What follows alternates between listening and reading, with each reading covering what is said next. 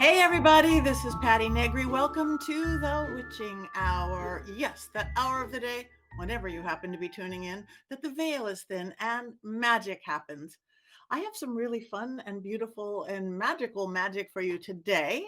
Let me introduce you to writer, witch, psychic medium, paranormal investigator, and I am proud to say friend, Melissa St. Hilaire. Hey Melissa, thank you so much. Hey, Patty. Thank you so much for having me on. So I happy to be here. Hey, I mean, you're one of my favorite people, have been for several years now. We've done Same. things together, seances together, hung together. Just recently, we just did Mentryville together. We did an event, this haunted place out in Santa Clarita, very beautiful. So you've been practicing this. I looked at your video. So you've been kind of seeing the other side since you were a kid, Yes. interested in the craft since you were a little kid. So tell people a little bit your story of how you it turned into you. Well, wow. Let's see. Well, I was really little. I was about 3 years old, and I saw my grandfather. He had just passed away. And that was my first sort of realization that I could see people who were dead. It was also my first realization of what death even was. I don't think I really understood that before then. And just my whole life, I've always gotten this sense of otherness, like, and I grew up in Massachusetts, and that's, if you've been to Massachusetts, right, it's one of the most haunted places on the planet. Yeah. And, especially around Salem and everything. And, everywhere I would travel, I would feel things, I would sense things. But I never called myself a psychic or a medium or anything because to me, that was Sylvia Brown. That was, there were like, the people on TV, and it was I couldn't even fathom being one of those people. I just thought I just liked the idea of it and I felt things. But it wasn't until several years ago when a friend of mine was doing my hair, she just did my hair recently too. It's fabulous, by the way. I have hair Thank you. envy right now. It's so It's so fluffy.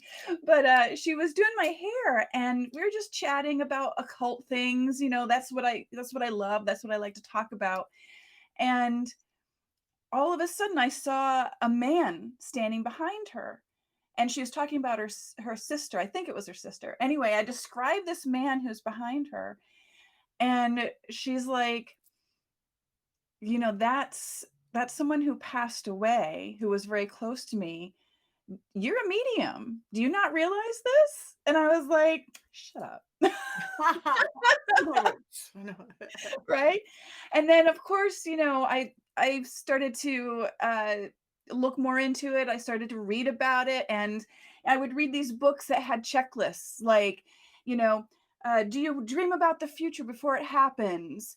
"Can you talk to animals?" Like, all these things, and they would say, and yet I'd be like, "Yeah, I can do that. Yeah, I can do that." And at the end, I'd be like, "Well, if you checked yes to all of these, then you're a psychic medium." And I was like, "Oh, okay." I guess maybe it's time to like do something with this. And then, of course, you were there for my first few seances that I hosted. And, that was really the big push for me to take this seriously and to really like call myself a medium was that. Good, and you did beautifully. Again, I watched you, you had the gift and you just allowed it to open up, which was beautiful.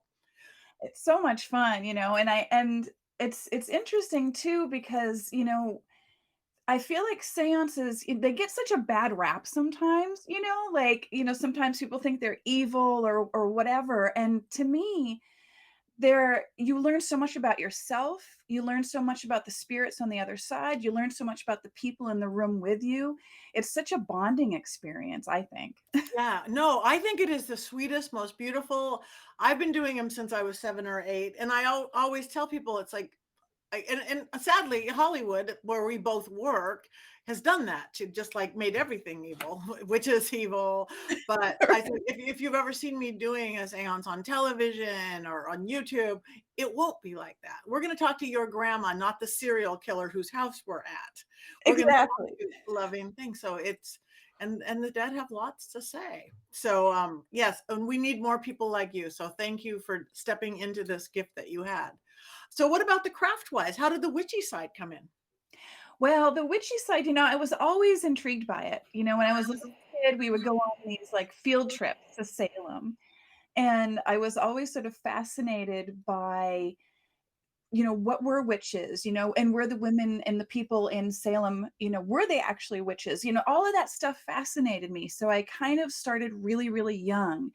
And also the land that I grew up on, it just had a witchy vibe to it. My grandma would often talk about how there were fairies in the moss and like spirits down in the woods. And so I was just, constantly surrounded by that energy. And so I think I was 12 when I got my first tarot deck and a little book on like how to be a witch.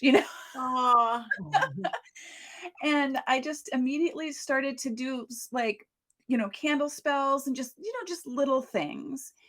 But it still took me a long time to actually call myself a witch. Even like in college, I was doing spells for my friends. I'd have friends come up to me like, "Oh, can you do a love spell for me?" And I'd be like, "Sure, no problem."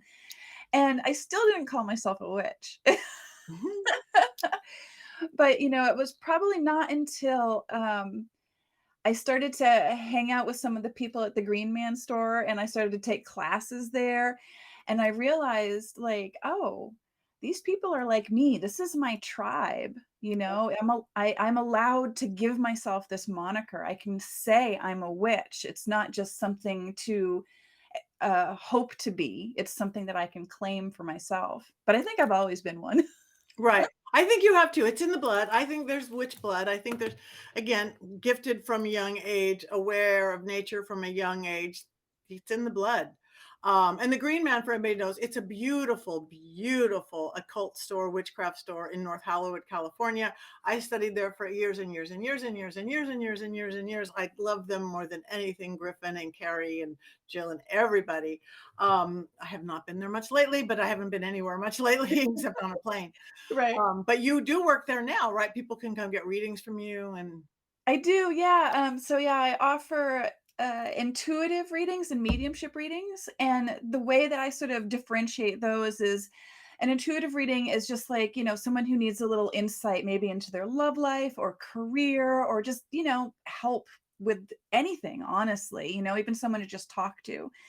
Whereas mediumship, that's when I really pull out the big guns and I call in my guides and I try to connect with whoever the person wants to speak to, and usually I can get whoever they want and a plethora of other right. spirits. You never know what's going to happen in a mediumship reading. Like, Oh, yeah. exactly. Aliens will pop in there, animals, anything will show up.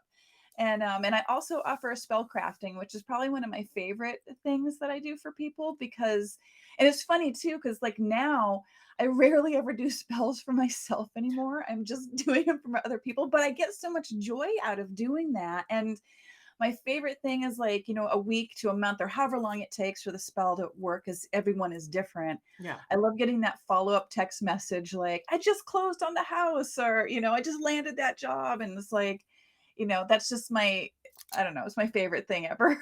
Yeah, no, I love that too. I love spell casting. I love it, love it, love it. And when you hear and people they did it. And I'm just like you. I think that's sadly a thing of the trade. When you do something so much, you don't do it for yourself. Just like mediumship. I do mediumship every day. Mediumship. When's the last time you talked to your own mother on the other side? I can't remember. It's like, Mom, I'm here. I'm busy. I'll get, yeah.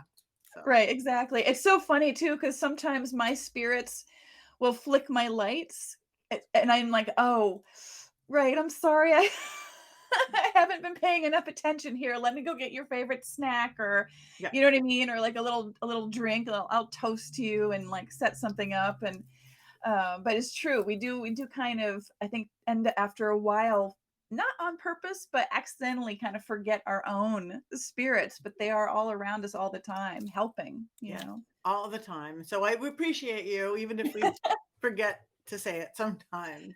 So, Exactly. again, I know you, like myself, are also into paranormal. Now, being a witch is one thing, being a psychic medium is the other thing. A paranormal is a whole other world. So, how did that come from? Oh, well, I have to be honest, ghost hunting was my first love, Ever since I was like knee high to a grasshopper, I would read stories about ghosts, about haunted places. I have always been obsessed with this. probably because I was a latent medium, you know? Yeah. But it was something that I always wanted to do, but I don't know, it's like the timing never aligned itself. And then I was in this weird situation where you remember when the pandemic first started and everyone was like, okay, we can't go anywhere and we're all just going to live online Yeah. 24/7. And Clubhouse app was created. Yep. And this director, Darren Bousman, he had a sort of a paranormal chat that he was doing on there. And he was looking for a medium, like an expert medium to have on his panel. And so I was like, yeah, okay, I'll do that. Sounds like fun. You know, we didn't have anything else to do, right? Yeah. And from that, you know, I would sit and listen to people's stories and I would try to read them as a medium, like, oh, that sounds legit or that doesn't sound legit, you know, because and they were throwing some curveballs at me. And so there were times when I was like, that's not a ghost, that's like a made up story, or that's a person who did that, you know. And one of the people who came onto that was Susan Slaughter. Oh, And yeah, so you know who she is. I know her. Yes, I love her. She was awesome. And she was like, you know, hey, do you want to come out and do this paranormal investigation with us and like be our medium for a day? And I was like, are you freaking kidding me? Like, yes. Now, mind you, I didn't know what I was getting myself into. I kind of thought that I was just going to be like one of the team members, like in the background, you know, with the Right. gadgets doing the things or whatever. I show up and they're like, okay, we're gonna go live in 5 minutes and you're gonna be on the camera and we're just gonna follow you and it's your show. And I'm like, I understand so right, completely. right, trial by fire, Yeah. absolutely. But it was great. It went really, really well. I had so much fun, just vibing out the place. And they had a really nice setup where they had someone off site to verify anything I picked up on. So I Nice. wasn't reading the people in the room. I was actually picking up on the spirits. And so there were these like little moments where I got instantly validated and it was just like, yes, you know. But prior to that, you know, I had gone on like, you know, ghost tours and things like that. I had actively gone to locations I thought were haunted, but not with any sort of just with a I want to see what it feels like, but not with the purpose to get evidence, you know, to Mhm. record things. So this was my first time, and this was for the Dark Zone Network, and that was my first time experiencing an active, real, true paranormal investigation. And now I'm addicted and I want to do it all the time. Yeah, no, it is addicting, and I just thinking, what how cool that you have somebody at some form of base camp to verify that, because I never do. I live doing this too, and it's like, okay, I see somebody here, da da da, and you don't Right. know until And you later. just gotta roll with it. Yeah. Later, you get it. Um, and I do a lot of the stuff I do. They won't tell you if you're right at all, even if yes, there's a girl in blue right here, and yes, there's always a girl. They won't tell you. It's like, ah, so I love that. I want that person. It was awesome. It was so because I was so nervous beforehand, you know, which is, I think, totally Normal. normal, I'm always you know, nervous. Yeah. right? Because I go in and I'll have this moment of like, what if my gifts just suddenly fail me entirely and I get nothing, you know? I And say that and every time. do you? Okay. Every time. What if I get crickets? It's like, yeah, That makes me feel so much better because I was just like, oh my God, what's wrong with me? no, But every time. every time, but then when stuff starts happening, it's like you kind of I felt like something clicked over, and then I was just in the flow. You know, the cameras disappeared, the lights disappeared, the other people disappeared, and I was just completely hyper focused on any change in energy that I could feel. And I had this one brilliant moment where it was at the LAPD museum, and if you haven't been to that location, Patty, you have to go. I want to go. I've heard so much about it. Yeah. Oh my gosh, you would lose your mind in there in a good way. It's so full of spirits, and because, it's a museum, so they've got, like, all kinds of evidence from all kinds of things that happened there, like the Sharon Tate murders and, Marilyn Monroe. There's so much there that you Wow. can feel that just it bombards you, And I had this one amazing moment where I was down this little long, weird hallway, and I heard very clearly someone say, "Get out." And then I described that to it, and they were able to instantly verify, and they checked in, and someone who had worked there had experienced the exact same thing. But there was one thing that happened there that they didn't verify right away, and it didn't get verified until much later when Ghost Adventures went to that same location. We were sitting around a table in the basement, and I kept getting a woman who was sad, like I mean, really sad, like beyond sad. I get that her name started with an M, but I was like, I didn't know if it was Mary or Margaret or what it was exactly. I just knew there was an M in sound in there. And I had gotten something about like a gun being taken, possibly some kind of a suicide or something like that that happened there. But we couldn't verify it, and they tried. They couldn't find anything. All this time goes by. Ghost Adventures does a show there, and we had a ghost hunt like around the viewing of that episode. And when he got to that part about that, he was able to verify it. He tracked Zach was able to track the information down and got that there was a woman named Margaret there who had done that, you know. Wow. And everybody in everyone in that space who had been on that ghost hunt with me before turned around and looked at me like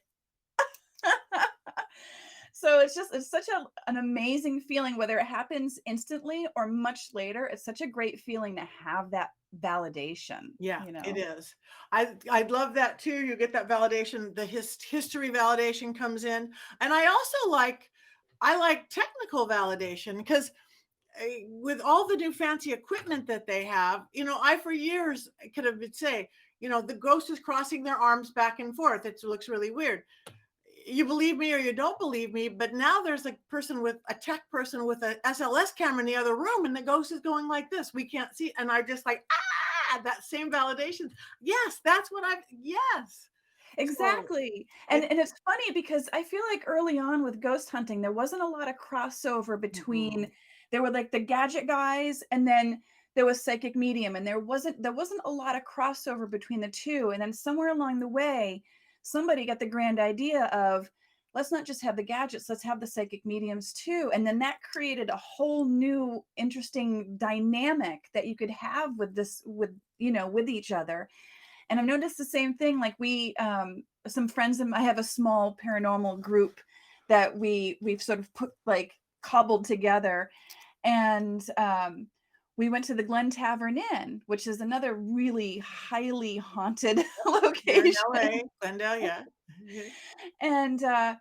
And it was really fantastic to have, like, I would ask, someone or myself or someone else would ask a question, and I had the dowsing rods, and I would get an answer anyway, but then my dowsing rods would show me a similar answer, and then someone would have like the gadget, the yes no gadget, and we'd get confirmation. So it's a yes on my dowsing rods, a yes on the gadget, and then we had another medium who was working, Natasha. She was working a pendulum, and then so we'd have like three different things all giving us the same answers, and it was nice to have that blend of tech and analog, I guess. Yeah, no, I love it. That's where science and spirituality is crashing together. That's where everything.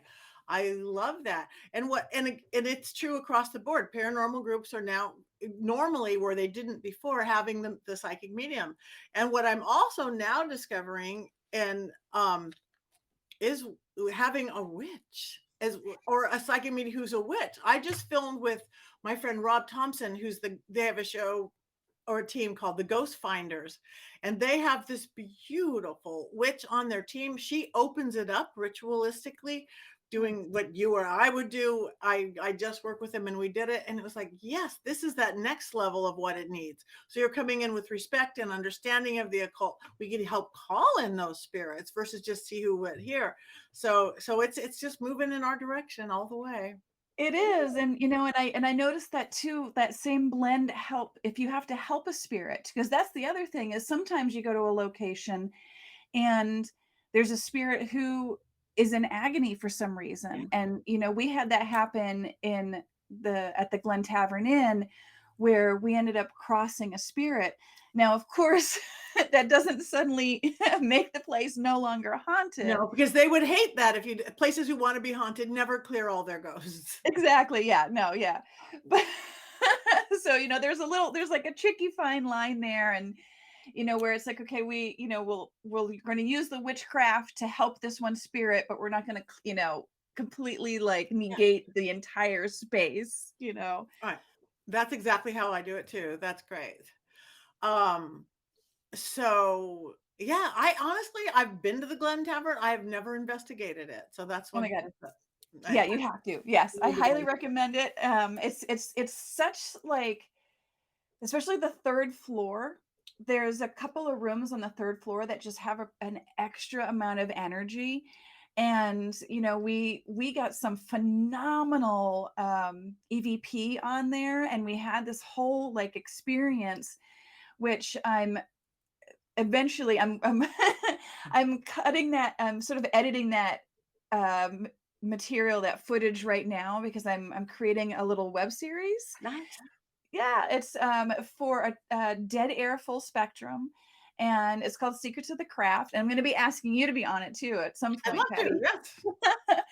But it's this web series where, and initially the idea was just to interview my friends who practice witchcraft, because I feel like there's there's so much that people have like a stigma about witches and witchcraft, and I get weird messages. I'm sure you do too. I get some weird messages online. I get some weird comments, people asking me, do we sacrifice babies? And like, you know Yeah, what I yeah, mean? And yeah. it's like, We well, eat first of all, babies, they sacrifice, then eat them. Yes. right, yeah. And I'm like, well, first of all, I'm, vegetarian, so no. But, my idea was I wanted to have a show where I would sit down and have a proper interview and talk to my friends that are witches, and just have them share, little bits about their life, to show that we're just normal people. We're just like everybody else. We're your neighbors. We're, your shopkeepers. We're, you know, in line behind you at Starbucks, and and then like I have another part of the show where each witch kind of shows some secret of their craft. Maybe it's a spell that they really love, or a ritual, or a type of divination, what have you, anything, Beautiful. and so I'm going to be putting together, one of the episodes is going to be about the Glen Tavern Inn. Nice. And originally it was just going to be the interviews, but then somewhere along the idea came along to like pick interesting locations as well. And that's actually how I ended up finding you for Mentryville, because I was shooting an episode there, and it was supposed to just be the interview. The person I'm interviewing chose the location just because he thought it was cool. And we show up there, and I'm like, this place is haunted. Like there's something going on. And halfway during the interview, we hear footsteps like coming from inside the house. It was locked. There was nobody in there. Um, and I remember after that just thinking to myself, like, I really, really need to do a ghost hunt and or a seance in this location, because it is just ripe for it.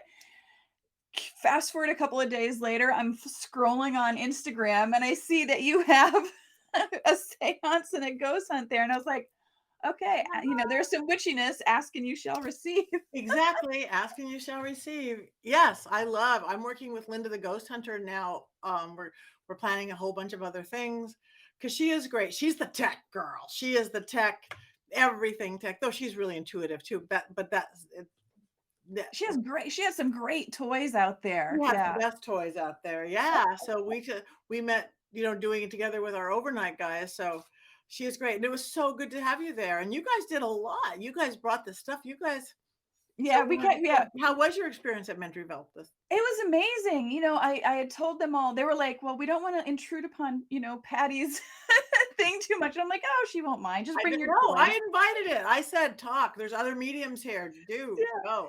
It was awesome. We picked up an EVP, and I still have to get a copy of it, but where we heard the original owner of that mansion spoke and said his name. Wow. And yeah, and then, there was, some strange stuff there too. There was some like weird, you know, less than pleasant energy as Yes, there well, was. Yes. so we kind of had to, work on sort of keeping that at bay so we could talk to the good energy. But that is such an amazing location. It is so perfect for both a ghost hunt and a seance. I love it so much. And we got a lot of footage. Good. Yay. Use it. That is awesome. Yay. Yeah, we were actually supposed to go back, but we had a scheduling conflict. We were going to go back like next week or like Mother's Day, but we had to postpone it. Oh, Just bummer. scheduling. Yeah. Well, Mercury retrograde just Yeah, coming in here to blow up completely everything. just blow up everything. Ah, 'Cause um, as I mentioned before we started recording, I was supposed to be on the Queen Mary 2 going to England right now, and Mercury retrograde came in and blew that trip up. So so tell me about that. I can't even imagine doing it. Where would you have where will it, are you going to do it? It just gets postponed, hopefully. yeah, it just gets postponed. We leave out of New York City and we land in Southampton. And the idea is to do a little ghost tour around that part of England. And of course, I'm going to check out Stonehenge because, Of course. you You have to, and we've been looking for other places that, there's a couple, I forget the exact names of the locations right now, but I think it's in Bath or something, and there's a few different places that have ghost hunts. So we're just gonna like whatever we can, check out and whatever I can film, I'm gonna film and, you That's know, great. So how long is the trip across the pond from New York to? 7 days. See. Yeah, 7 days. I was I was originally thinking I would use that time to edit my show because 'cause I'd be like, "Well, I'm a captive," you know? But will you have internet? Or you don't need internet to edit if you have it Not all. to yeah, not to edit, because there is internet, but from what I understand, it's expensive and not very good, so Because I just did a little 5-day cruise, and it's you're at sea. It's hard. it's hard, But yeah. whether it's with people or not, I did a seance. I did a little Caribbean cruise. It was a paranormal thing, Nice. and it is weird doing a seance, lifting the veil when you are on at the deep ocean. There's no ground to ground you. Right. Yeah, so do it, whether it's just you or whatever. You gather people to do it because it's gonna feel different and very cool. I was thinking I should because, I told because my family is going on the trip as well, and I So told them cool. I want to do a seance or a ghost hunt on the Queen Mary 2, and they're like, it was built in 2004. There aren't any ghosts, and I was like, mm-mm. Ghosts are everywhere. Ghosts are everywhere. Especially if you're traveling across the ocean, you might be picking up ghosts that have nothing to do with the Queen Mary 2, but some ancient pirate shit, or you just don't know. Yeah, And water is, as you know, so conductive for yeah, spirit activity. yeah, it's a total conduit, and people always die on those kind of trips. They don't talk about it. Every hotel has extra deaths because number one, older people travel, and number two, sometimes people go there commit suicide, and it's just, they don't advertise it, but It's there's ghosts true. everywhere, and they don't have to have died there, and they're gonna come take a cruise. Why not? Exactly. Because yeah, everyone it says like what 2,000 people I think go on the Queen Mary 2. So each one of those people brings their own spirits with them. So, what are we outnumbered probably 10 to 1. And that's the thing about cool, and why paranormal, one reason I think paranormal people are starting to like us, because we do know how to lift the veil. We do know how to invite, ethically and properly invite in spirits where Exactly. others don't. So It's true, and then there's something ethical, I feel like is the key word there because, I've been in some circles when I first started and I was sort of going out and just, trying a little of everything and different psychic circles or mediumship circles or whatever, they're not always set properly. no, they're never used to be ever set properly or dealt with properly. So that's why all this is good, bringing in people like you, like me, like. Yeah.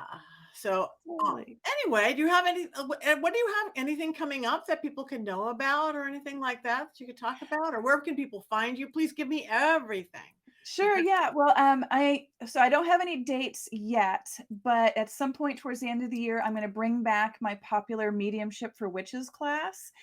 It's out of the Green Man store. It's a blend of, teaching people how to properly open space, how to protect themselves and connect with spirit, but then how to also use their craft in that realm. And what I find is that your witchcraft practice gets stronger when you incorporate mediumship, and likewise your mediumship gets stronger when you incorporate witchcraft. Yep.